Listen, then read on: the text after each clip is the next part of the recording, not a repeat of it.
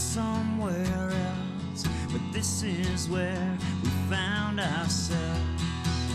Welcome to the local show. People you work with, people you know.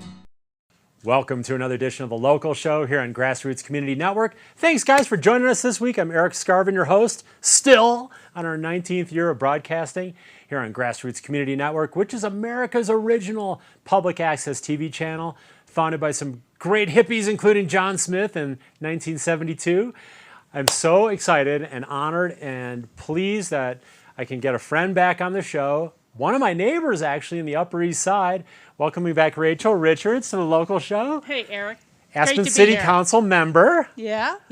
Great to be here. And it's great to have you here. And God, we haven't caught up on the show in many years now. No, I run into you more at City Market or on the mall or something than here in the studio, that's for sure. A lot of times when I'm doing my flyby for my goat cheese, I'll see you at City Market. And we just had some fun talk before the show about, our cheese and food choices. That's right. We won't be talking about that as much on the show today, but I wanted to start with something fun. And typically I like to start the show with just kind of what an amazing winter it's been. And maybe some highlights, because people know a lot about your political activity, but maybe some of your recreational highlights this winter. Skiing has played a role in your life, correct? Yeah, over the years? I really haven't been skiing for a period of time now. Just it became a little, I would get the pass and then I'd end up having to travel to Denver for legislative meetings or somewhere else for meetings and then working the full-time job on top of the council. It's like I really never could utilize it that well. Okay. So I haven't skied in quite a while. Reading, gardening, and cooking tend to be my favorite type of pastimes. And I love to travel. I love to get out of the area and sometimes do a little thrift shopping along the way, things like that. Nice. My husband and I took a kind of mini little trip down to Chaco Canyon this fall in October for my 62nd birthday, and just Where loved is that? It's we home based out of Farmington, New Mexico. Okay. So it's really not too far outside of Durango. Okay. And it's just really cool. And we saw that they have a campsite there as well. And people were saying it's the quietest, darkest sky campsite you'll ever get to. So we'd like to come back and do that again. Awesome. Is your husband Paul? Is that his name? Paul Hempel. And he works in with Rural Water Association. Every state has a Rural Water Association. Okay. So he helps communities make sure the source of their water going into the treatment plant is protected and clean. So he travels all over the state to help small communities and do projects like that. And very cool. We, I guess, 20 years this April we've been dating 20 years. Wow! And we married during the pandemic. We weren't going to get stuck with one of those stay-at-home orders and two continental divides between us again. And then I also saw a fun picture that we're going to share on your Facebook of fishing. Do you and Paul like to go fishing from time to time? Maybe not ice fishing. But during the summertime? But, when we don't get beat out on a campsite, we love to get over to Twin Lakes. Okay. And I think that's probably where that fishing picture came from. I think that you had a plate of looked like rainbow trout. Yeah. It was some of the first ones I'd caught in a long time. Oh, my gosh. But, that camping is another activity. So a lot of camping, a little biking and things like that. I've been thinking about it sounds kind of obscure, but that's the idea, is Twin Lakes wintertime, Airbnb. I know they're kind of villains here with 4,000 or whatever in Pickett County, but there they just have like a handful. Actually there's some areas like northern Wisconsin where they could use some more, where they're actually affordable. Yeah. They don't have that many to begin with. But I was pricing them like $100 a night for a cabin, like right on Twin Lakes. We could go out and ice fish, snowshoe. Yeah. The whole thing would be quiet, because there's probably hardly anyone over there in the wintertime. Yeah. And I've been reviewing these couple little Airbnbs and stuff, so maybe that'll happen if I can get a getaway this winter. I love the road trip idea. Road trips, there you go. That's so fun. We're going to take a quick break, Rachel. We've got so much to get to, including affordable housing, the environment, community versus commodity, lots of good central themes. I want to thank Rachel for being here. 30 years of community service as an elected official. And I want to thank our winter underwriters for making shows like this happen every week, all winter long. We've got Haiti Children, the City of Aspen, Aspen Square, Klug Properties, Red Brick Center for the Arts, which we're sitting in here now. In fact, we should talk about that. That passed by 3 votes that we have this facility here at the Red Brick Center for the Arts. White River Overland, Pickens County Solid Waste Center, and last but not least, Sundog Athletics. We're going to our only break of the show, guys. We'll be back in 2 minutes with City Council member Rachel Richards. Don't go away.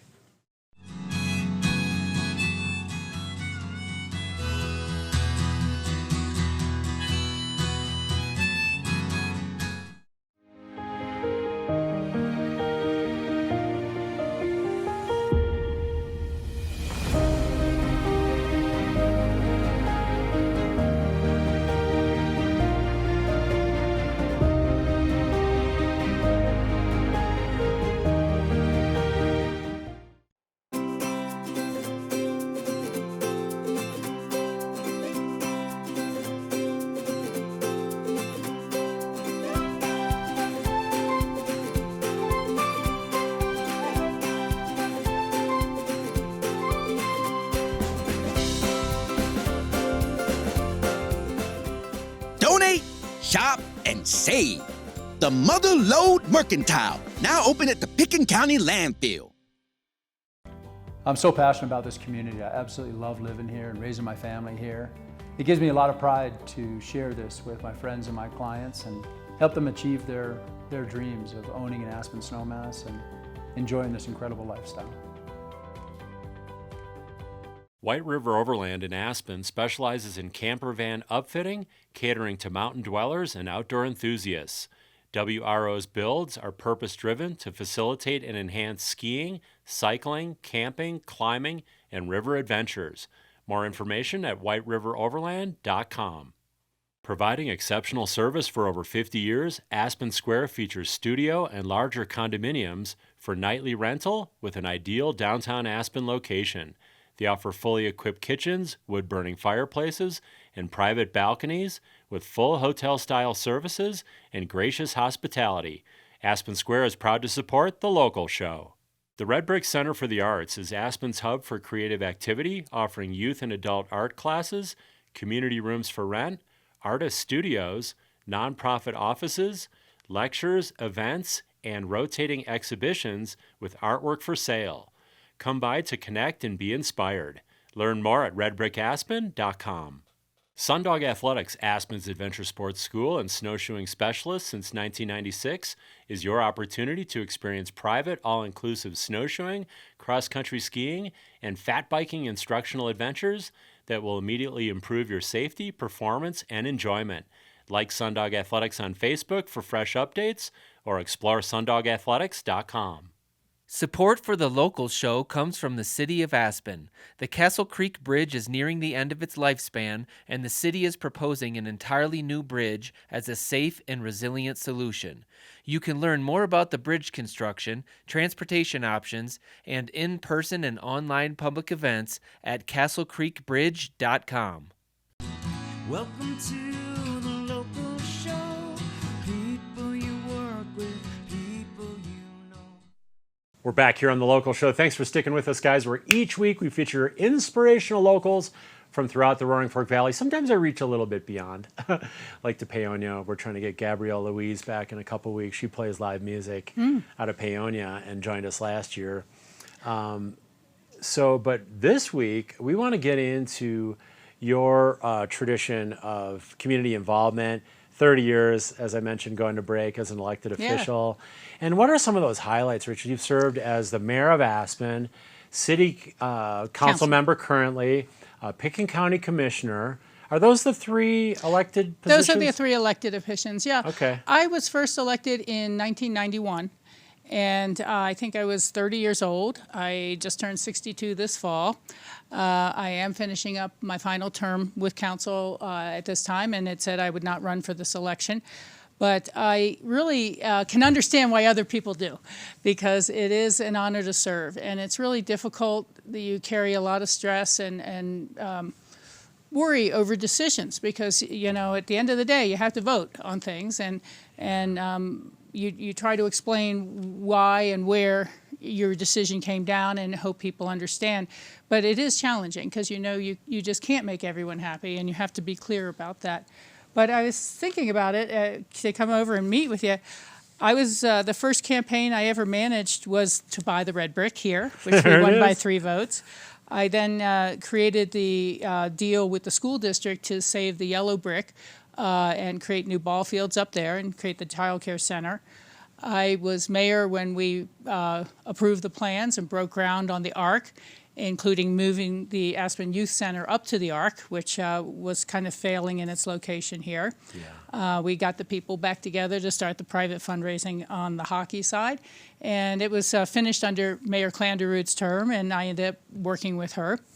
I worked to preserve the old Pomegranate Inn to make it into affordable housing as the Country Inn. And when I was mayor was when we were building the Truscott Addition, so the new homes there. Jeez. And that included things like the golf course. We built the new golf course facility, clubhouse there during that time. I was mayor when we annexed Burlingame land and chose to put it to a public vote to ratify that decision. It could have just been done at the council table, but I knew the mayor's term was short and wanted to make sure there was a mandate. And Mayor Clanderud, who won the next election, said she would build it, but chose not to after she was elected.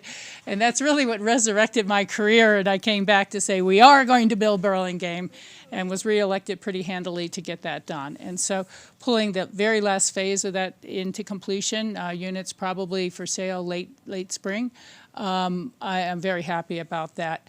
Then I moved over to the county side when that opened up, and I worked with many others on a great many issues there, but things like passing the Healthy Community Fund and renewing the Healthy Community Fund. But my landmark there, I think, would be the creation of the Healthy Rivers and Streams Fund. Right. And that's 1/10 of 1 cent in perpetuity to protect our rivers from future trans-mountain diversions, to fight for water rights, to restore stream environment, things like that. And we had one win in courts through the county, through John Ely's office, that got us 800 acre-feet back on the west slope. And I think that's the only time 800 acre-feet of water have ever been given up by the Front Range. We also formed the Regional Transportation Authority while I was mayor. Jeez. And we passed the half-cent open space tax that I proposed as mayor, which helped us buy Smuggler Mountain, preserve that, was some of the funding source that the city was able to put into the Drosty Sky Mountain acquisition. Jeez. And I'm very delighted that the public just renewed that program for this last November in perpetuity. So we've just been able to move a lot of things forward. The Renewable Energy Mitigation Program, REMP, to begin to deal with climate change and emissions, was passed when I was mayor as well. Wow. Well, congratulations and thank you, because that's quite a list of accomplishments and some major landmarks in there. And got a couple of those things I'd love to just dig into a little bit. Sure. Environment, I mean, the environment really is the, not to be kind of corny or cliche, but it's the goose that lays the golden eggs, right? Yeah. It's what our economy is kind of based on, the mountains and the skiing and the recreation and the beauty. Even if you want to just go walk into the woods and sit down, forest bathing, and yet we've got this kind of drive, and even more drive, I think, in the last several years for economy. It's more. It's more construction, more real estate speculation, more Airbnbs, more using buildings as money machines, which is the almost 4,000 Airbnbs. Yeah. Those kinds of things. Over 1,000 construction sites in Aspen. They finish a site across the street from you where we live in the Upper East Side, and then another one starts. And like this morning, I'm hiking on Hunter Creek Trail, and I literally couldn't hear the river because of the backup alarms of heavy construction equipment. Yeah. It's like beep, beep, beep. And I had to go right over the river, just to, if anyone forgets what that sounds like, to get right on the bridge so I could actually hear the river on our main trail in town, Hunter Creek, because of the massive Airbnbs going in up in the, I don't know if that's the Benedict's land on American Lane. It's Picken County. I have to take a look. It's not the city. Eric, I think you're really describing what an awful lot of our community was feeling, and some of it was a result of the pandemic and the pandemic refugees coming into our community and to the valley as a whole. But that that is why the city, and it was the first time and only time I've ever supported and gone into a moratorium in 30 years on the demolition and the short-term rental program. And I think we really took our time. We evaluated what other communities were doing. We did a lot of research. We looked at the potential impacts.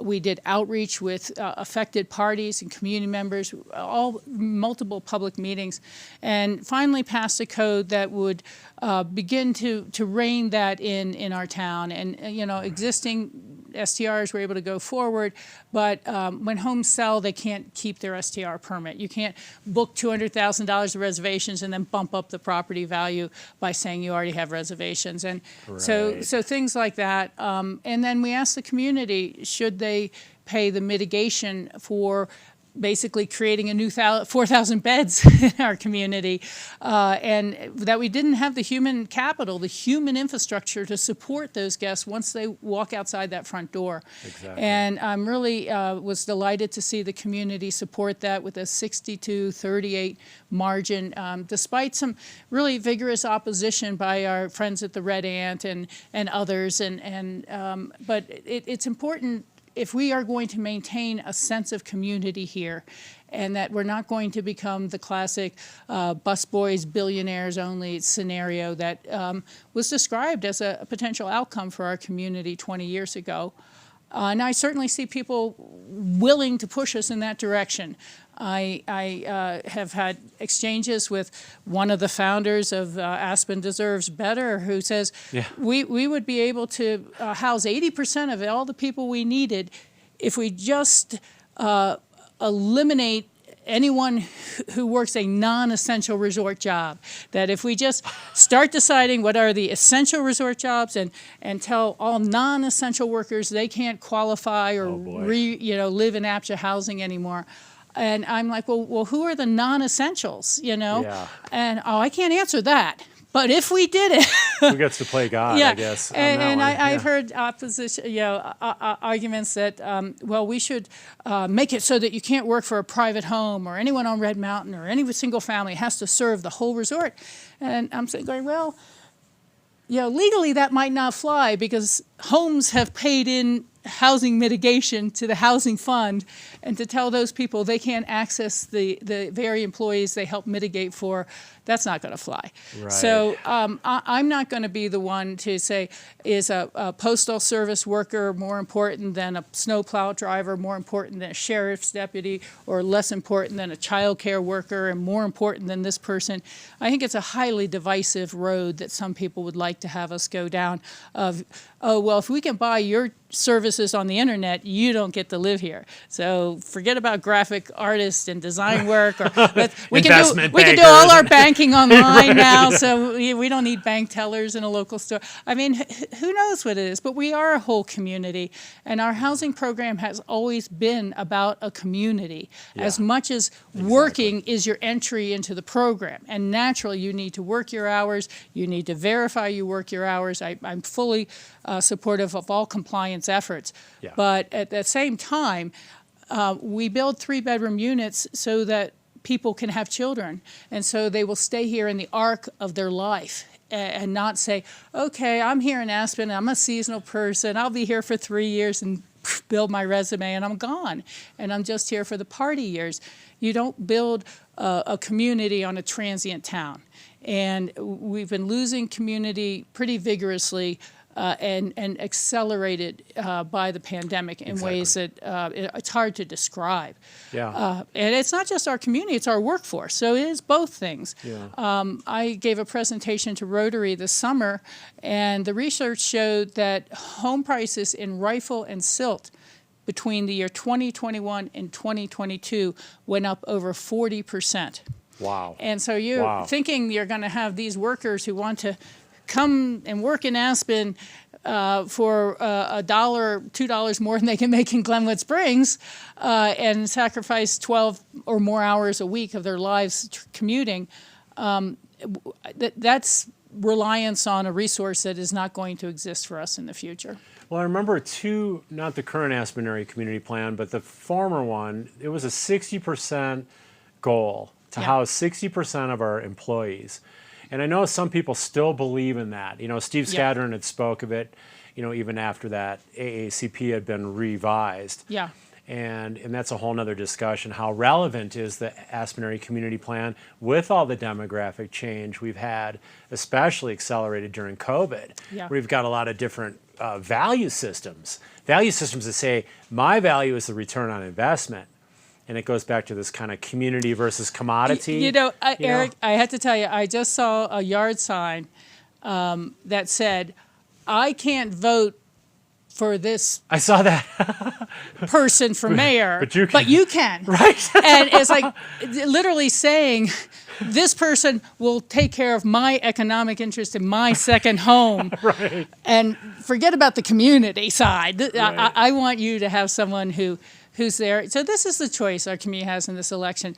Should city government focus on nurturing, protecting, enhancing the community we have and have left? Or is our city government to be focused on maximizing real estate returns? Do you guys, it's one or the other. Yeah. At Do you this guys point. really use that? I mean, consciously, ongoingly, the Aspen Area Community Plan? Oh, absolutely. Is that still relevant absolutely. to council? Absolutely. We used it at the APSHA board retreat. We've looked at those paragraphs all the time. And I hope our community is maintaining those goals, even with the demographic change. Yeah. I wonder if some new arrivals understand necessarily all the compromises that have been made to have the wonderful place they wanted to buy into. Right. You know, one of those is supporting mass transit and trying to reduce automobile congestion. And as a community, you got to look at the legacy. We've gone from an Aspen-only bus system, Aspen-Pickens County bus system. When I was mayor, forming the Regional Transportation Authority all the way to Glenwood Springs, everyone paying in fairly equally over time. And park and ride lots throughout the valley, move up one more to bus rapid transit system throughout the valley. And now we have the entrance, and the Castle Creek Bridge is like this last little component. And I thought about this. Do people realize that CDOT has already been building the preferred alternative? They built the new Maroon Creek Bridge. Can you imagine if we were all still going across the 2-lane bridge on the railroad trestle? Right. They built the bus lanes. Can you imagine if the 10,000 workers a day we have coming in on the bus system were instead coming in with their own cars? Oh. And we have the roundabout, which would have been a 6+ lane signalized intersection.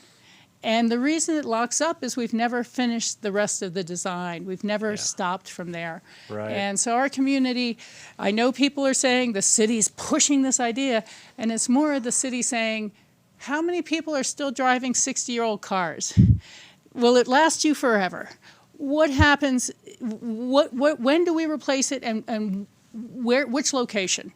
Right. Because the state has billions of dollars of unfunded transportation projects listed, and we're not on the list. Right. And until we've decided what we're going to do, we're going to be on the bottom of a transportational region, including Eagle, Vale, I-70 corridor, that has a wish list of probably $1 billion worth of projects. And we have to compete for those dollars. We're not Aspen. We want you to do night construction, and we want you to finish it in 6 months, and we want you to do it now. It's not going to happen. There's a bigger state than us.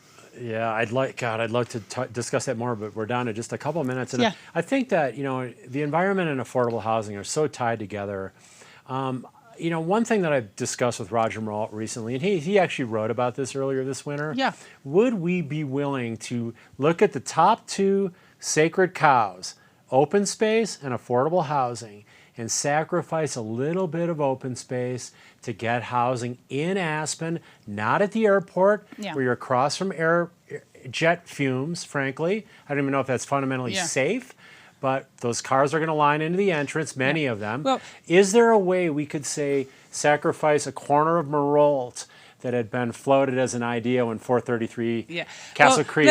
I can answer that pretty quickly. Both the city and the county voters have put laws in place to say there has to be replacement open space of like-kind value plus voter approval to exchange any open space. So, you'd have that. possibility, but I think it would be a longer battle than many of the others we've faced in this community. It could be tough. So you'd have to replace the open space, and it would go to a community vote. Yeah, and it have to be a like-kind piece. So Okay. figure out where that is. You know. Okay, yeah, it gets a little tricky. You know, and I think We got to get going. We got to here. get going. But anyway, let's have you back so we Okay. can continue on the conversation. Did you have fun? I had fun, and I'm going to say my phone number is 970-710-1038 if anybody of your listeners would like to call and ask me questions about Thank the you. issues we didn't get to. Thank you. Thank you. Thank you, Rachel. Did you have fun? Yeah, I had a blast. Good. Well, I baked And you I'm some looking cookies forward to those today, cookies. because I know that was the Oh! main reason that I you get showed to keep up. them all. Yeah, those are for you. And thank you guys for watching this week on The Local Show. Thank you, Grassroots.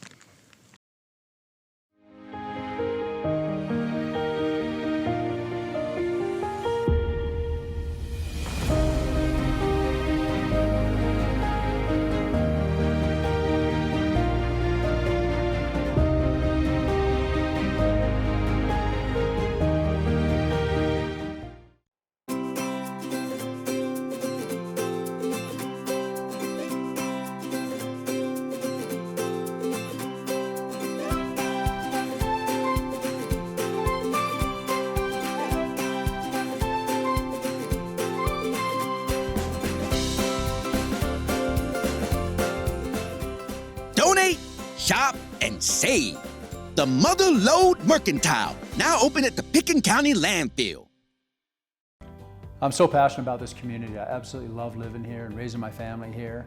It gives me a lot of pride to share this with my friends and my clients and help them achieve their dreams of owning an Aspen snowmass and enjoying this incredible lifestyle. White River Overland in Aspen specializes in camper van upfitting, catering to mountain dwellers and outdoor enthusiasts. WRO's builds are purpose-driven to facilitate and enhance skiing, cycling, camping, climbing, and river adventures. More information at whiteriveroverland.com.